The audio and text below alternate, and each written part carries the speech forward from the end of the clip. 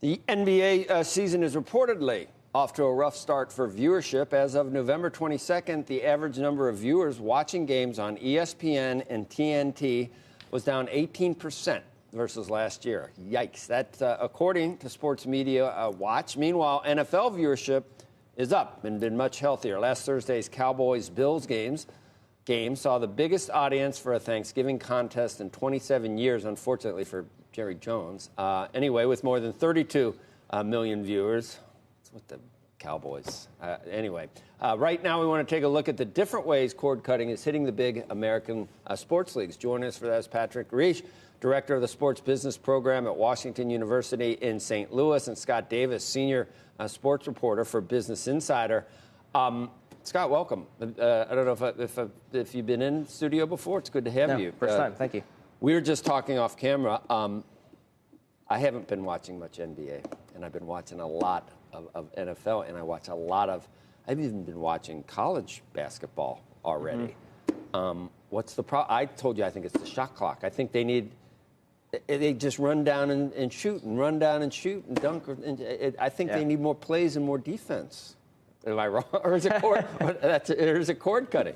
I think it's a confluence of factors. When you look at just the landscape of the league right now, I think the NBA was kind of affected by LeBron James moving west. He's no longer in that Eastern time slot where a lot of people are watching. There's no China hangover, is there? I don't know. I think they're still trying to figure that out.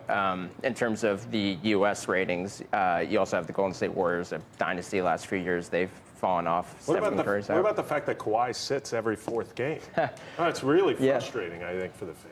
Yeah, that's certainly a topic the league is trying to grapple with, how to figure out letting these players rest and be healthy for when the games really count in the playoffs.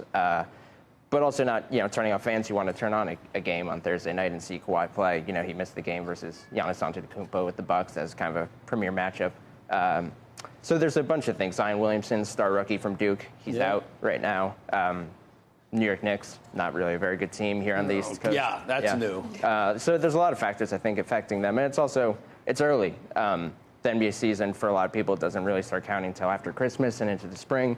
NFL, as we're going to talk about, is still going strong. So some of the best teams, I guess, to your point, are these small market teams like Milwaukee or even Utah has a good team, and those are just small markets. Yeah. I think I think the NBA would be very happy if the New York Knicks turned things around. Yeah, we're not even close. Yeah. Hey, Patrick, what's the word out in the Midwest? He's a professor too, so he's got all the answers. He's academic. What's the real issue here, Patrick?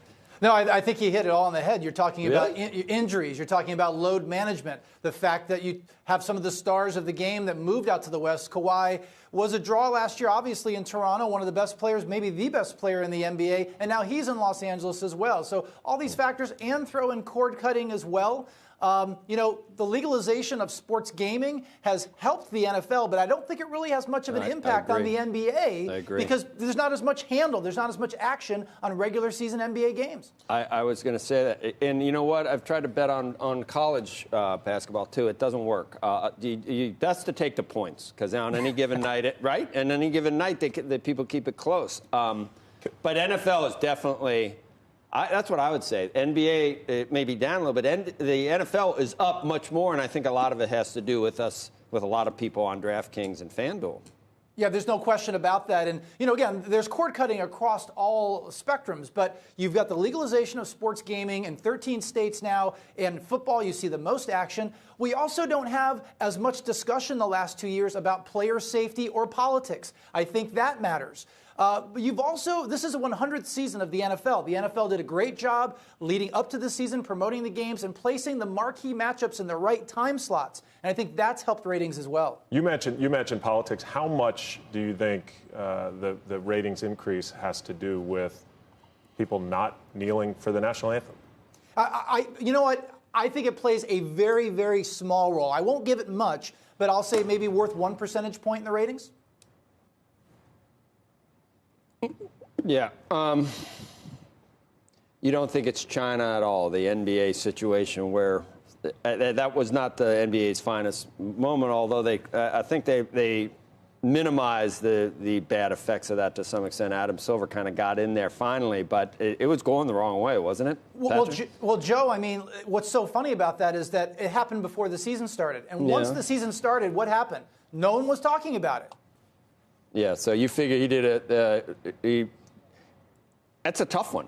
I mean, if there's more fans, there's more NBA fans in China than we have people in the United States. So that's you got to walk a fine line. Did you write about that, Scott? Yeah, a little bit. Certainly the league trying to grapple with a really unprecedented situation, kind of a complicated problem.